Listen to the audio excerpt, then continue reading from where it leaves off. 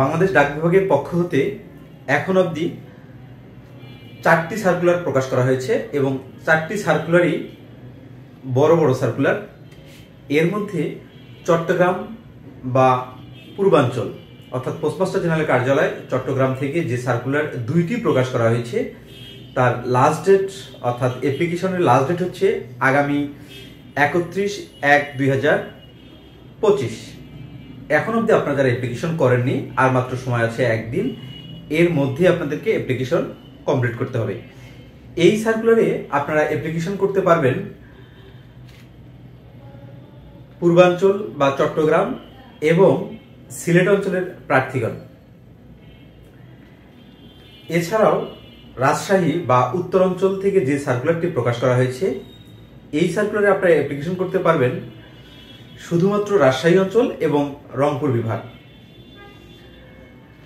এই সার্কুলারের আবেদনের last date হচ্ছে 5/2/2025 অর্থাৎ ফেব্রুয়ারি মাসের 5 তারিখে। সময় কিন্তু আমাদের হাতে অনেক কম, এর মধ্যে আপনাদেরকে অ্যাপ্লিকেশন করতে হবে। এবং আরেকটি স্পেশাল সার্কুলার প্রকাশ করা হয়েছে পুরো বাংলাদেশের জন্য, পোস্টাল একাডেমি রাজশাহী। এই নিয়োগে যারা টিকবেন তাদেরকে শুধু পোস্টাল একাডেমিতে জব করতে হবে, অন্য কোথাও দেওয়ার কোনো সুযোগ নেই বা পোস্টিং হওয়ার কোনো সুযোগ নেই। তো এই 3টি সার্কুলারেরই পরীক্ষা হবে এমসিকিউ পদ্ধতিতে, কোনো নেগেটিভ থাকবে না এবং পরীক্ষা হবে 70 নম্বরের, 30 নম্বর ভাইবা, এই টোটাল 100 নম্বরের পরীক্ষা অনুষ্ঠিত হবে। চট্টগ্রাম এবং সিলেট বিভাগের পরীক্ষা হবে চট্টগ্রামে, রাজশাহী এবং রংপুর অঞ্চলের পরীক্ষা হবে রাজশাহীতে এবং পোস্টাল একাডেমি রাজশাহীর পরীক্ষা হবে রাজশাহীতে। আপনারা যারা এখন অবধি অ্যাপ্লিকেশন করেননি খুব দ্রুত অ্যাপ্লিকেশন করে নিন। তো আজকের আমাদের আলোচনার বিষয়বস্তু হচ্ছে এই বাংলাদেশ ডাক বিভাগের যে নিয়োগ পরীক্ষাগুলো হয় এই নিয়োগ পরীক্ষার ইংলিশ সাজেশন, অর্থাৎ হচ্ছে ইংলিশের কোন পার্টগুলো আপনি বেশি গুরুত্ব দেবেন। এর পূর্বের ভিডিওতে আমরা বাংলা এবং গণিত বিষয়ে আলোচনা করেছি, নেক্সট ভিডিওতে আমরা সাধারণ জ্ঞান নিয়ে আলোচনা করব। তো এই ইংলিশ সাজেশনে আমরা এখানে প্রথমে বলেছি যে এখানে টোটাল 70টি কোশ্চেন থাকে। যদি 70টি কোশ্চেন থাকে তাহলে এক এক করে, যদি 100টি কোশ্চেন থাকে এই 100টি কোশ্চেনের মার্ককে 70-এ কনভার্ট করা হয়। যদি 80টি কোশ্চেন থাকে তাহলে এই 80টি কোশ্চেনের নম্বরকে 70-এ কনভার্ট করা হয়। অর্থাৎ প্রশ্ন যতটি থাক মোট 70 নম্বরে কনভার্ট করে এর সঙ্গে 30 ভাইবা, এই টোটাল 100 নম্বরের পরীক্ষা অনুষ্ঠিত হয়। যদি আমরা 70 নম্বর ক্যালকুলেশন করি, গত বছরের যে পরীক্ষাগুলো হয়েছিল সেখানে আমরা দেখেছি যে বাংলা 20, ইংরেজি 20, সাধারণ জ্ঞান হচ্ছে 10 এবং গণিত 20, 3 × 60 আর 10 70। এইখানে পোস্টাল অপারেটর পদে মাঝে মধ্যে কম্পিউটার সায়েন্সের কিছু প্রশ্ন দেখা যায়। বাংলা এবং সাধারণ জ্ঞানের পরিবর্তে কয়েকটি কোশ্চেন কম্পিউটার সায়েন্সের এখানে ঢুকতে পারে, এই ধরনের একটা আশঙ্কা আমাদের থাকে এই কোশ্চেনগুলোতে। তো এই ইংলিশ সাজেশন অর্থাৎ হচ্ছে কোন বিষয়গুলো আপনি বেশি গুরুত্ব দিয়ে পড়বেন। দেখুন, চাকরির পরীক্ষার ক্ষেত্রে আসলে সাজেশন বলতে কিছু নেই, সবগুলো আসলে আপনাকে জানতে হবে, এখানে অলরাউন্ডার হতে হবে। এখানে এই পোস্টাল অপারেটর যে পদটি রয়েছে এই পদটি কিন্তু মোটামুটি ভালো মানের একটা পদ, সুতরাং এখানে কম্পিটিশন কিন্তু অনেক হবে। পূর্বের পরীক্ষাগুলোতে আমরা দেখেছি অনেক কম্পিটিশন হবে, সুতরাং যারা পরীক্ষা দেবেন আমার মনে হয় সবার প্রিপারেশন নিয়ে আসলে পরীক্ষায় অ্যাটেন্ড করা উচিত। তো যেহেতু আসলে নির্দিষ্ট কোনো সাজেশন নেই, এটা আসলে আমার ব্যক্তিগত উদ্যোগে আমি আসলে এটা দিচ্ছি, কারণ গত 8-10 বছর কোশ্চেন অ্যানালাইসিস করে মূলত আমি সাজেশনটা দিচ্ছি। যদি আপনারা এটা খুব ভালোভাবে ফলো করেন, এখানে তো আসলে সবকিছু একই ভিডিওর মধ্যে সবকিছু উপস্থাপন করা পসিবল না, আমি জাস্ট টপিকগুলো বলবো। এবং আমার এই চ্যানেলে ফ্রি লেকচার দেখে, অর্থাৎ প্রত্যেকটা টপিকস নিয়ে পরবর্তীতে আমি আলাদা আলাদা লেকচার তৈরি করব। এগুলো দেখলে আপনি বুঝতে পারবেন যে কোন বিষয়গুলো আপনার বেশি পড়তে হবে, কারণ আপনি কিন্তু এত সহজে আপনার প্রিপারেশন খুব ভালো করতে পারবেন না যদি আপনার পূর্বের পড়াশোনা না থাকে। অর্থাৎ শর্ট সময়ের মধ্যে আপনাকে একটা ভালো প্রিপারেশন নিয়ে আসতে হবে। আপনারা ইংলিশ পার্টের ক্ষেত্রে কোন কোন বিষয়গুলো বেশি গুরুত্ব দেবেন? 1 number parts of speech,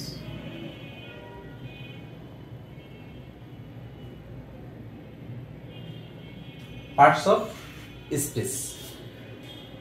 2 number right from verb.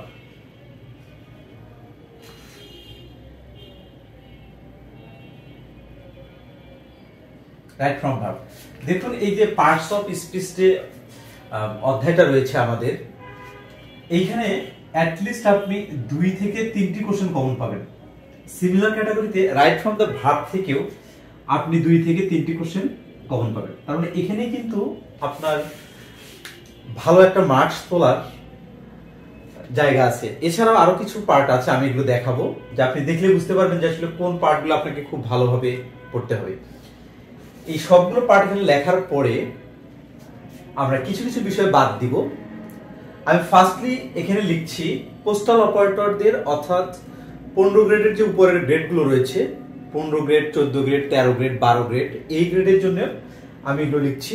এরপরে এই ভিডিওর শেষে আমি যেগুলো 15 গ্রেডের নিচে, যেমন 16 grade, 17 grade, 18 grade, 19 grade, 20 grade, এই পদগুলোর জন্য আমি আবার এখান থেকে কিছু কেটে দিব। অর্থাৎ যেগুলো কেটে দিব এগুলো আপনাকে পড়তে হবে না এই 16 থেকে 20 গ্রেডের জন্য। রাইট ফ্রম ভার্বস, এখানে 2 থেকে 3টি কোশ্চেন আপনি পাবেন। এরপরে আপনি 3 নাম্বার ভয়েস, এই ভয়েস থেকেও কিন্তু আপনি একটা কোশ্চেন আপনি পেতে পারেন। ভয়েস আছে, এর সঙ্গে আপনার ন্যারেশনটা আছে।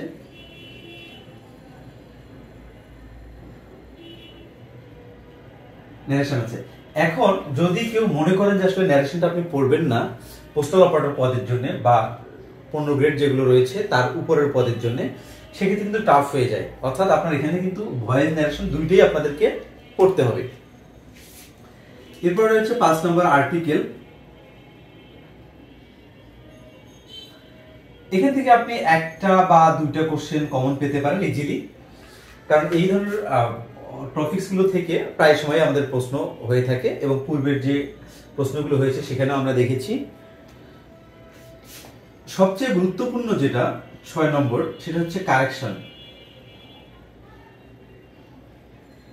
দেখুন এই কারেকশন অধ্যায় থেকে কোনো না কোনো ভাবে প্রশ্ন এসে থাকে। Appropriate preposition,